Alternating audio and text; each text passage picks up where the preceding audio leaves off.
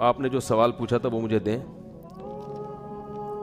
یہ میرے پاس نا بہت زیادہ سوالات آ رہے ہیں, مختلف چینل کی طرف سے کالز بھی آ رہی ہیں.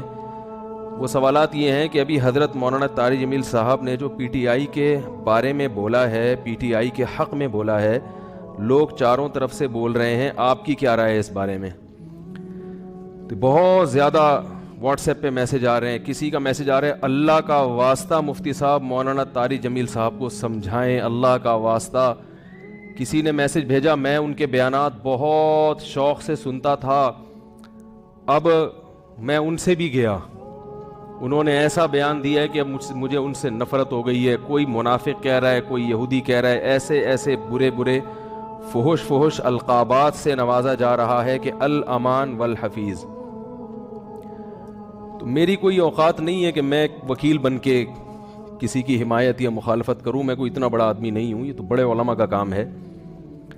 لیکن بڑے علماء ہی کے کہنے پر چند الفاظ, چند گزارشات آپ کے سامنے پیش کر رہا ہوں. آپ کی سمجھ میں آئے مان لیں, نہیں آئے تو میرے خلاف بھی ایک پورا کلپ اور فیس بک پر, کیونکہ ان کی تو پھر بھی اتنی عزت ہے, جب ان کا خیال نہیں کیا تو ہم کس کھیت کی مولی ہیں. مجھے کسی نے آج کہا کہ آپ بھی کچھ بات کریں. میں نے کہا جتنی توپوں کا رخ ان کی طرف ہے نا, اس سے 4 گنا زیادہ توپوں کا رخ میری طرف ہو جائے گا, کیونکہ وہ ان کی تو ایک شخصیت ہے, ایک بڑے بزرگوں میں ان کا شمار ہوتا ہے. ہماری کیا اوقات ان کے سامنے. لیکن یہ کہ جب بڑے حضرات ہیں, کچھ ہمارے ہی بڑوں میں سے ہیں, علماء ہیں, جنہوں نے باقاعدہ آرڈر کیا ہے کہ کوئی بات جو ہے نا لوگوں کے سامنے, لوگوں کو گائیڈنس کی ضرورت ہے اس معاملے میں, تاکہ لوگ افراط و تفرید کا شکار نہ ہوں, تو پھر میں کچھ جسارت کر رہا ہوں چند الفاظ آپ کے سامنے پیش کرنے کی. پہلی بات یہ ہے کہ مولانا طاری جمیل صاحب ایک صاحب رائے آدمی ہیں, ان کو اپنی رائے بیان کرنے کا پورا حق حاصل ہے. اس پر دنیا میں کوئی بھی پابندی, اس رائے بیان کرنے پر پابندی نہیں لگا سکتا.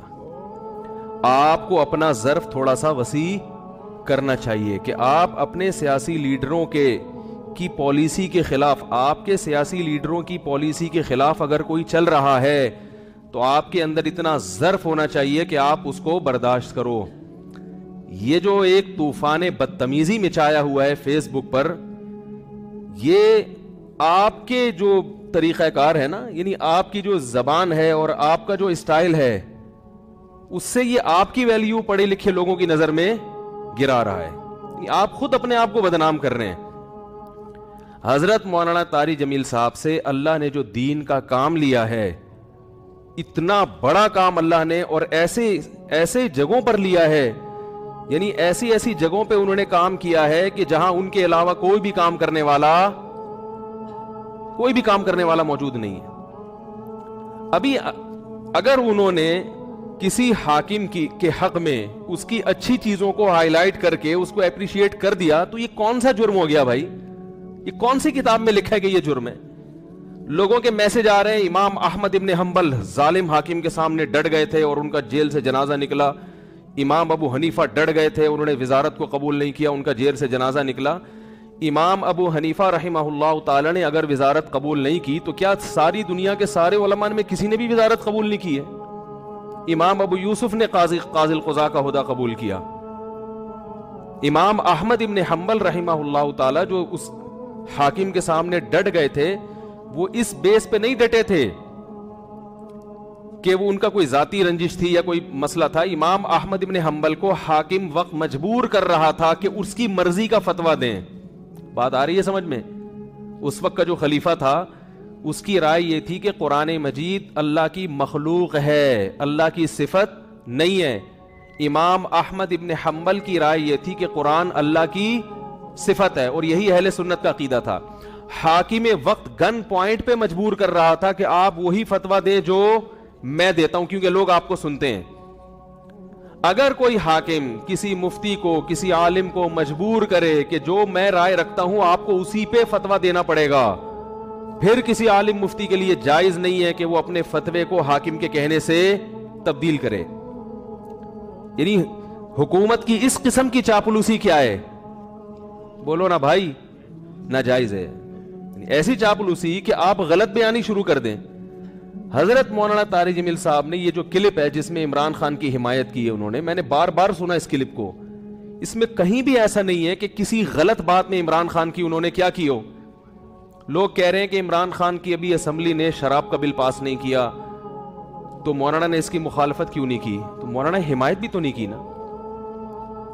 نہیں یار میرا خیال ہے, اگر مولانا اس کی حمایت کرتے کہ عمران خان اتنا اچھا آدمی, دیکھو اس کی اسمبلی میں شراب پر بل پیش ہوا اور وہ پاس نہیں ہوا, کتنا اچھا آدمی ہے, ماشاءاللہ ماشاءاللہ بہت زبردست کام ہو گیا, تو آپ کہتے یار یہ تو حکومت کی بالکل حمایت کر رہے ہیں. رہا یہ مسئلہ, ممکن ہے آپ یہ کہہ سکتے ہیں, پہلی بات تو میں ایک بات بتا دوں, مولانا طارق جمیل صاحب نے جو عمران خان کی حمایت کی ہے تو یہ پی ٹی آئی کی حمایت نہیں ہے, نہ پی ٹی آئی کی حمایت ہے نہ پی ٹی آئی کی مخالفت ہے. مولانا ان چیزوں میں نہیں پڑتے اور اب تک انہوں نے اپنا دامن ان چیزوں سے بچا کے رکھا ہوا ہے.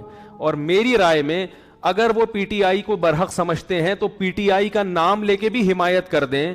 تو اگر آپ کو اس سے اختلاف ہے تو آپ ایک کلپ بنا دو کہ بھائی مولانا جو حمایت کر رہے ہیں ہمیں اس سے اتفاق نہیں ہے, اور مولانا کے جو دلائل ہیں ہم ان دلائل کو تسلیم نہیں کرتے اور اس کے غلط ہونے کے یہ دلائل ہیں, بات ختم ہو جائے گی. نہیں یار میرا خیال ہے بات سمجھ بھائی, اگر وہ پی ٹی آئی کی صراحتاً حمایت کریں نا مولانا طارق جمیل صاحب, ان کا حق ہے حمایت کر سکتے ہیں, وہ عالم دین ہے, ان کی ایک سوچ ہے, ان کا ایک تجربہ ہے, ان کا ایک, اور حکمرانوں کے ساتھ اٹھے بیٹھے ہیں وہ. میں اور آپ اتنا قریب نہیں ہے جتنا قریب وہ رہے ہیں, تو ان کو زیادہ پتا ہوگا, ہم اور آپ کو زیادہ نہیں پتا. وہ ایک رائے رکھتے ہیں, اگر وہ صراحتاً بھی کہہ دیتے کہ پی ٹی آئی کو ووٹ دو, میں یہ سمجھتا ہوں کہ پی ٹی آئی بہتر ہے, تو اگر آپ مسلم لیگ کے ہیں تو آپ ایک کلپ بنا دیں کہ مولانا کی رائے سے ہم اتفاق, بولو بھائی, نہیں کرتے.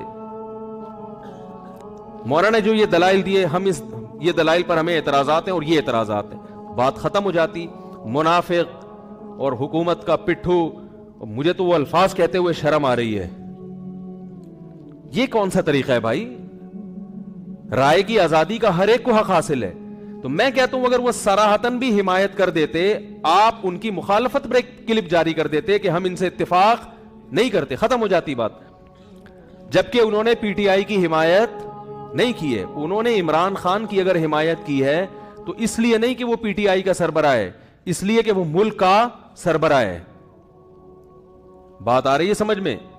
ملک کا سربراہ کوئی بھی ہو, اسلام اس بارے میں ہمیں ہدایات دیتا ہے کہ ملک کے سربراہ سے لڑ کے, اس کی گالی گلوچ کر کے, اس کی مخالفت کر کے آپ اس سے کام نہیں نکلوا سکتے. اسلام میں حکم ہے ملک کے سربراہ کی اطاعت کا, فرما برداری کا, اس کی تعظیم کا, اس کی عزت اور اس کے احترام کا. ہمارے اکابر کی تاریخ ہے یہ. امام احمد ابن حنبل کا جو حاکم وقت سے جھگڑا ہوا تھا, وہ حاکم نے زبردستی گن پوائنٹ پہ اپنی مرضی کا فتویٰ ان سے اگلوانے کا کہا تھا, یہ زیادتی ہو گئی تھی. اس کے باوجود امام احمد بن حنبل کے پاس لوگ آئے اور انہوں نے کہا کہ ہم, آپ قوم کو جمع کریں, ہم اس حاکم کی ایسی کی تیسی کر دیتے ہیں. آپ تاریخ اٹھا کے دیکھیں, امام احمد بن حنبل نے اس کام سے لوگوں کو منع کیا. لا الہ الا اللہ.